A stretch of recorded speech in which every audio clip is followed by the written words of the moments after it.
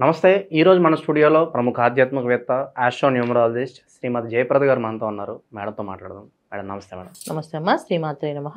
మార్చి నెల 2025 తులారాశి వారి పరిస్థితి ఎలా ఉండబోతుంది, ఎలాంటి రెమెడీస్ చేసుకుంటే మంచి ఫలితాలు వస్తాయంటారు? తులారాశి వాళ్ళకి గత మాసం బాగుంది, ఈ మాసం బాగానే ఉంది. మాసాల్లో బాగున్నప్పుడు బాగుందని చెప్పాలి, బాలేదని బాలేదని చెప్పాలి. పెద్దగా వరి అవ్వాల్సిన పని అయితే లేదు, అస్సలు లేదు. చక్కగా బ్రహ్మాండంగా ఉంది తులారాశి వాళ్ళకి. అన్ని రంగాల్లో ఉన్న వాళ్ళకి అభివృద్ధి బాగుంది. ఎందుకంటే శుక్రుడితో రాహు బుధుడు అందరూ కలిసి ఉన్నారు మీనరాశిలో. సో దానివల్ల ఏంటంటే అనుకున్న పనులన్నీ పట్టుదలతో సాధించుకొస్తారు. అంటే ఇప్పుడు దాకా పట్టుదల లేదని కాదు, పట్టుదల ఉన్నా పనులు అవ్వవు. ఇప్పుడు ఏంటంటే ఆ పట్టుదల తగ్గట్టుగా పని అయిపోతుంది, సాధించుకొని మొత్తానికి నెరవేర్చుకుంటారు. చేతిలో కొత్త కొత్త ప్రాజెక్ట్స్ వస్తాయి, ఏంటి కొత్త కొత్త పనుల్లో నెరవేర్చుకునే అవకాశాలు ఎక్కువగా ఉంటాయి. కొత్త ఉద్యోగాలు వచ్చే అవకాశాలు ఉన్నాయి. ఉద్యోగం మారాలనుకునే వాళ్ళకి ఉద్యోగం, కొత్త ఉద్యోగం మంచి ఆఫర్ లెటర్తో అవకాశం వస్తుంది. సో ఉద్యోగం మారుతారు. అలాగే వ్యాపారాల రంగంలో అభివృద్ధి అనేది కనిపిస్తుంది. అసలు ఆ వ్యాపారం చేయాలా వద్దా, అసలు అది కలిసి వస్తుందా కలిసి రాదా అనే డౌట్ లేకుండా బ్రహ్మాండంగా కలిసి వచ్చే అవకాశం. పార్ట్నర్షిప్ బిజినెస్ లో కూడా బాగుంటాయి, ఇబ్బంది ఏం లేదు. సో పార్ట్నర్షిప్గా మొదలు పెట్టాలన్నప్పుడు ఆలోచించుకోవాలి. ఇప్పుడు మనం గోచారంలో ఏం చెప్తున్నాం అంటే బాగుందని చెప్తున్నాం.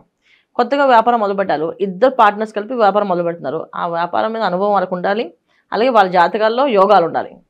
వ్యాపారం చేసే అదృష్ట యోగం వాళ్ళకి ఉంది, రాసిపెట్టి ఉంది, బ్రహ్మాండం కలిసి వస్తుందంటే అది కలిసి వస్తుంది. లేకపోతే ఏమవుతుందంటే మనం బాగుందన్నప్పటికీ అక్కడ వాళ్ళకి బాగోకపోవచ్చు, ఇబ్బంది పడవచ్చు. ఎందుకంటే ఒకరికి వ్యాపారం కలిసి వచ్చి అసలు కలిసి రాదు. అసలు దేంట్లో పెడితే అది ముగ్గుపాలైపోద్ది వాళ్ళకి. ఉద్యోగం తప్ప వాళ్ళకి లైఫ్లో అసలు వ్యాపారం చేసే అవకాశం ఉండదు. కొన్ని జాతకాలు అంతే, జీవితాంతం వాళ్ళు బానిసగా ఉద్యోగం చేయడం. ఎవరి కిందనే పనిచేయాల్సి, వాళ్ళ తెలియట్లన్నీ ఎవరికైనా అప్పచెప్పాల్సింది తప్ప వాళ్ళ సొంతంగా వాడితే మాత్రం అది లాస్కి వెళ్ళిపోతుంది. అది చాలా జాతకాలు ఉంటాయి. కొన్ని జాతకాలు ఏంటంటే అసలు ఉద్యోగమే చేయరు వాళ్ళు, జీవితంలో వాళ్ళు ఉద్యోగం చేయరు. కావాలంటే భార్య పోషిస్తారు, లేదా భర్త పోషిస్తారు, వాళ్ళు అలాగే ఉంటారు. కానీ ఉద్యోగం చేయరు వాళ్ళు, వ్యాపారాలు చేస్తారు, లేకపోతే ఇంట్లో ఉంటారు. ఇలాంటి జాతకాలు ఉంటాయి. సో ఇలాంటి జాతకాలు ఉన్న వాళ్ళతో మనం వ్యాపారం పార్ట్నర్షిప్ మొదలుపెట్టాం అనుకోండి, అప్పుడు ఏమవుతుంది, వాళ్ళది మనకున్న అంటుకుంటుంది, కాస్త ఇబ్బంది పడతాం. అందుకని వ్యాపారాలు ప్రారంభం చేసేవాళ్ళు ఖచ్చితంగా వాళ్ళ జాతకాలు పర్సనల్గా చూపించుకోవాలి. మా జాతకాలు ఇద్దరు బాగున్నాయా, మా ఇద్దరు కలిసి బిజినెస్ చేయొచ్చా, మా ఇద్దరు కలిసి వస్తుందా, ఇలాగా ఆలోచించుకొని చేయాలి తప్ప గోచారంలో బాగుందని చెప్పగానే మొదలు పెట్టకూడదు. సో కాకపోతే మొదలు పెట్టే వాళ్ళకి అనుకూలంగా బాగుంది. ఇప్పుడు మొదలు పెట్టాలనుకున్నారు, సో ముహూర్తాలు అనుకూలత రావడంతో, పెట్టడంతో మంచి గుర్తింపు అనేది రావడం, బ్రాండ్ ఇమేజ్ డెవలప్ అవ్వడం, ఇవన్నీ జరుగుతాయి. ఇవన్నీ గోచరీత్యా అవకాశాలు ఉన్నాయి కనుక వీళ్ళు చేసుకోవచ్చు. తర్వాత వీళ్ళకి ఇంకా బంధువులతో వచ్చే కాస్తంత ఇబ్బందులు అయితే ఉన్నాయి వీళ్ళకి. ఎందుకంటే పంచమ స్థానంలో రవి శనులు కలిసి ఉండడం వల్ల కాస్తంత బంధువులతో కాస్తంత ఇబ్బంది, తర్వాత సంతానంతో కాస్తంత ఇబ్బంది, తర్వాత బంధువులు సంతానం కాకుండా స్నేహితులు, ప్రాణ స్నేహితులతో కాస్త ఇబ్బంది. ఎప్పుడు సరదాగా మాట్లాడుకున్న ఒక మాట అంటే గట్టిగా అది తీసుకున్నావు, నన్ను గట్టిగా మాట్లాడావు, పరుషంగా మాట్లాడావు అని చెప్పి అంటారు. మోసపోయే అవకాశం అయితే లేదు, పరుషంగా మాట్లాడే అవకాశం ఉంది. పరుషంగా మాట్లాడే ఎప్పుడైతే రవిశనులు కలిసి ఉన్నారో ఖచ్చితంగా కాస్తంత అహం అనేది పెరుగుతుంది, వాళ్ళకి అహంకారం అనేది పెరుగుతుంది, అలాగే కొంచెం ఈగో అనేది పెరుగుతుంటుంది. సో అందుకని ఏంటంటే సరదాగా ఫ్రెండ్స్ వచ్చి ఏదైనా మాట్లాడితే వీళ్ళు ఎప్పుడు పట్టించుకునే వాళ్ళు ఎందుకు మాట్లాడామని చెప్పి రివర్స్లో కొంచెం గట్టిగా మాట పెరిగి అది వాదనలా పెరిగి గొడవలాగా వెళ్ళి రిలేషన్స్ కట్టే అవకాశం ఉంది. సో అందుకని కాస్తంత జాగ్రత్తగా ఉండాలి. దానివల్ల ఏంటంటే మానసిక అశాంతి, చింత మామూలుగా రాదు. ఇంకా ఏదైతే ప్రాణ స్నేహితులు ఎందుకు మాట్లాడుకున్నాం, మళ్ళీ సారీ చెప్పాలని అనిపించదు. ఇలాంటి డిస్కషన్స్ అనేవి జరుగుతాయి కనుక స్నేహితులతో, బంధువులతో ఏదైనా శుభకార్యాల్లో వెళ్ళినప్పుడు కాస్తంత తక్కువగా మాట్లాడడం చాలా మంచిది వీళ్ళకి. ఆరోగ్య విషయం జాగ్రత్తగా ఉండాల్సిందే. ఆహార నియమాలు జాగ్రత్తగా ఉండాలి, ఆరోగ్య విషయంలో జాగ్రత్తగా ఉండాలి. ఆరోగ్య విషయంలో ఎందుకు జాగ్రత్తగా ఉండాలంటే ఇక్కడ శుక్ర రాహువులు కలిసి కనుక కొత్త కొత్త రుచులు తినాలని, కొత్త కొత్త వంటకాలు, కొత్త కొత్త టేస్ట్లు చేయడం ప్రయత్నం చేయడం కానీ, లేకపోతే వీళ్ళు ట్రై చేయడం కానీ ఇవి జరిగే అవకాశం ఉంది.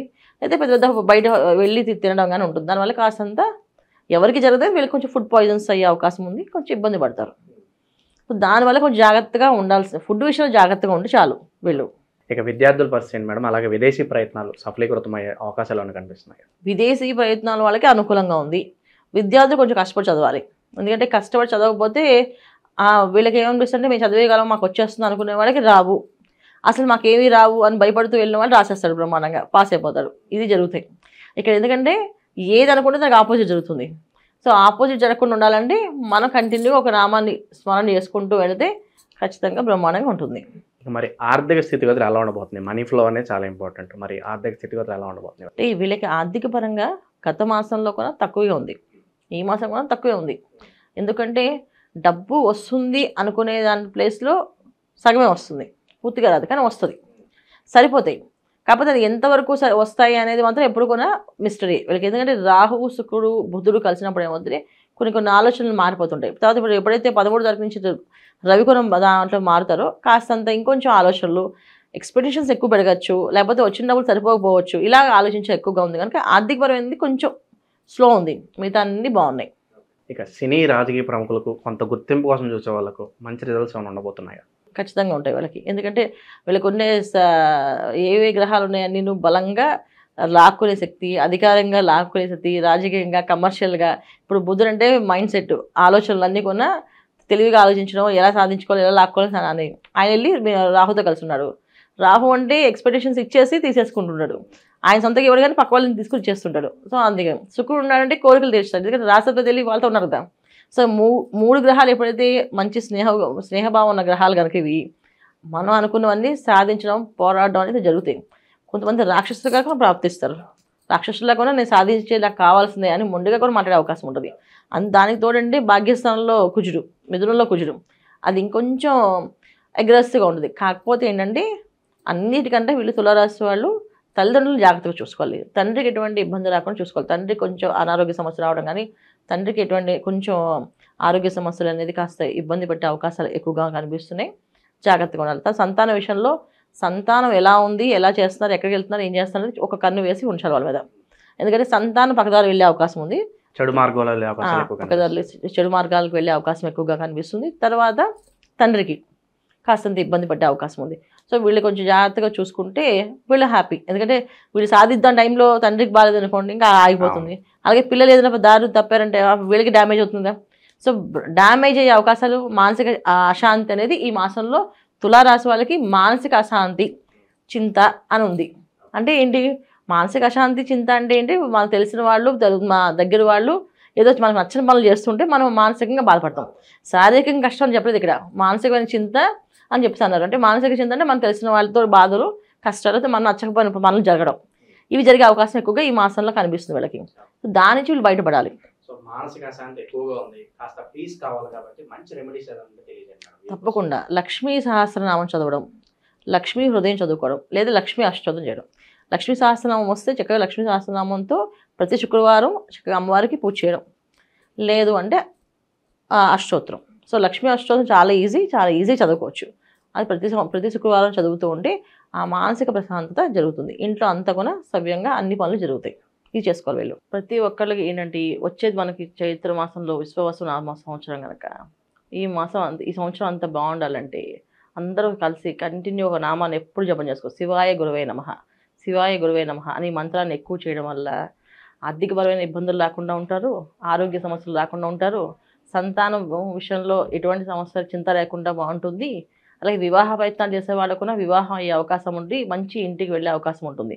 ఎందుకు అంటే శివాయ గురువే నమః అనేది ఎక్కువ చదవడం వల్ల అంటే విశ్వవసునామ సంవత్సరంలో వచ్చే ఏదైతే ఉందో మనకి రవి గ్రహం ఒక అనుగ్రహం అనమాట. రవి భగవానుడు ఒక అనుగ్రహం కోసం చేసేది ఇది.